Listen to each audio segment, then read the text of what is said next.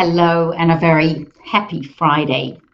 One of the topics that came up in my presentation this week was around how comfortable are you when it comes to asking. Asking for contacts, asking for advice, asking for guidance. I've often spoken about networking as much about being a go-giver as it is about being a go-getter. So while it's very comfortable to be in the position of giving, part of networking is also sometimes being able to ask. And I always recommend that people find a very finessed, gracious way of doing it.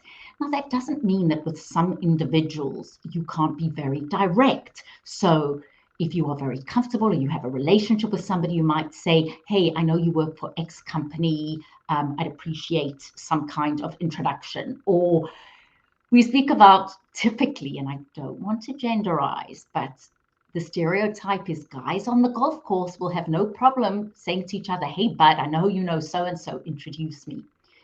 But I don't want to have happen that the reason you don't ask is because you feel uncomfortable.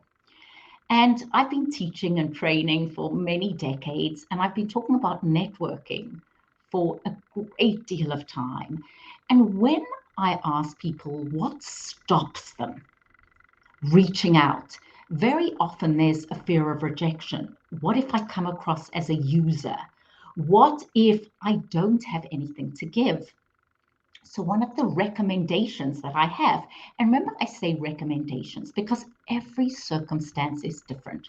One of the recommendations that I have is if you want to reach out to somebody, you might say, I really value your guidance and advice because, and give them the reason in a very authentic way. You don't want to come across as insincere. Do you have any advice or guidance for me? Now, for me, that's a gracious, finessed way of asking. So, in my talk this week, we had a very heated discussion, it was very lively, around is that insincere? Is it insincere if you say to somebody, you've navigated your career really well, I'm looking for some advice and guidance as to how I should proceed? And my point of view is as long as you do it with sincerity, it allows you to feel comfortable asking. So there's so many ways of doing this. It's the ability to give the person a sense of gratitude around them taking time to assist you so that it's more of a request versus a demand. The discussion also got quite heated because I said, in general, men are comfortable being more direct. Now, I'm not saying all men are comfortable being more direct or all women are more comfortable being more direct, but I will say, in my experience, I have found that because I want to be gracious and because I don't want to come across as somebody who just wants something from you, by giving somebody a sincere compliment, I noticed you published X paper. You're somebody whose opinion I value. Therefore, I would be so grateful if you give me some advice or guidance. So I share that with you because wherever you're at in your career right now, we always want to be in a position of giving. But ultimately, there may be things that we need from others. And my question to you is your ask, the way you're asking, is it comfortable for you? And there may be those of us who have no problem being very direct in how they ask, or indeed how they are asked. But I know that a lot of people I speak to and teach and train find the ask difficult. So for those of you who do, remember that asking for advice or guidance in a gracious way that honors the other person in a sincere way is something that works really well.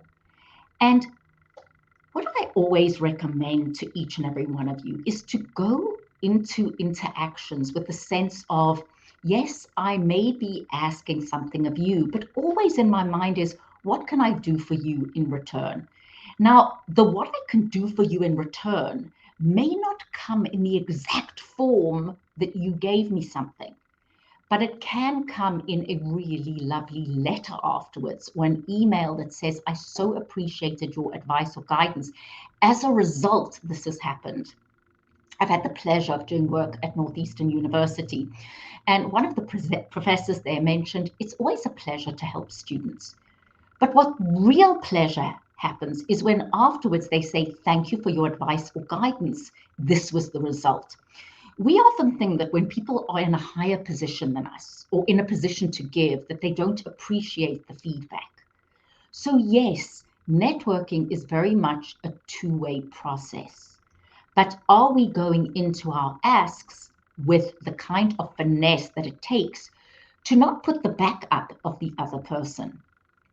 So think about that. And then as you're listening to me today, think about who would it be helpful if they were on your radar? Whose advice or guidance or connection would you like to get? And are you going about it the right way? Because my goal in teaching, training, and speaking is to look at what stops you. What are the things that sabotage you from asking, reaching out, from developing new contacts? And very often what stops us is our neuroassociation of discomfort with the ask. And the same thing is if we're asking for a raise or we're asking for a promotion, there are various ways of going in with, number one, a comfortable sense that I deserve this. And then the facts, lay out the facts. You know, famously, and you've probably heard this quote somewhere in your lives, is if you don't ask or ask, you don't get. If you do ask, you may not always get what you want, but if you don't ask, you don't get. But my suggestion for you is to think about how you are asking. And are you asking in a way that results in the other person wanting to assist? Are you asking in a way that puts someone's defenses up? So that was very much my thought for you for today. I also don't think that at this point in our lives, we thought we would still be having to connect, having to engage in virtual worlds. So many of my audiences and individuals that I coach, speak to, and train thought that by December of 2021, we'd be fully back at the office. Well, we're not, which I know works very well for some of you and is frustrating for others. So my question is, if our virtual worlds are continuing, which they are, how are we as managers, leaders, individual contributors, fully engaging and building relationships intentionally in this virtual world? Because it's very easy to burn out. It's very easy to get jaded. And I've spent a lot of the last couple of months working with teams to say, are we taking the time to have some fun, to get to know the people that we've only met virtually beyond the square on our screen? And there's so many little ways and big ways that we can do it. And my question to you is, are you doing it as well as you could be? Or are there things that each and every one of us could be doing every day to engage? Because in the 5 dysfunctions of a team, trust is the foundation. And if we don't build connectivity, and if we don't build bonds with our team members, if we don't have that kind of connectivity that leads to trust, we won't have the kind of productivity that we're looking for. So I'm just going to share a couple more tips about engaging in a virtual world. And I'll show you this video, which, by the way, I did in my mother's garden in Johannesburg, South Africa, a few months ago. And this was a few months before Omicron and before all kinds of travel restrictions. So I'm very grateful that I got there.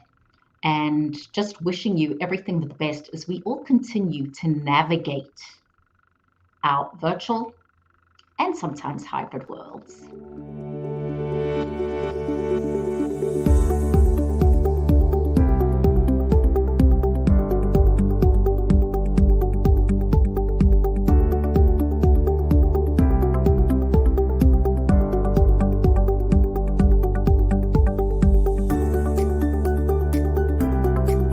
So what is virtual presence and how can you maximize and elevate yours? Well, your virtual presence is how you engage, collaborate, lead, inspire others, motivate others in your virtual world. And there are a couple of things that each and every one of us can be doing as our virtual worlds and our hybrid worlds continue to expand. So if we're looking at being on camera, please remember that you want the camera of your computer screen to be eye level with you. So while now I'm looking into the video camera, if I'm on a Zoom call or a WebEx call or a Microsoft Teams call or whatever platform you use, I want to be looking into my computer camera. That's synonymous with looking at you. You want as much light in front of you as possible because we want to see you. We don't want you to look like a cardboard cutout or like you're in the witness protection program. And then think about your background. Now, I have a unique background today because I'm actually in Johannesburg, South Africa, visiting my mother. And so I've chosen this beautiful garden background. But if you use a virtual background, make sure it's not too distracting. And then be intentional about really connecting with people virtually. So for my seminars, workshops, keynotes on how to elevate your virtual presence, please go onto my website, nadiaspeaks.com.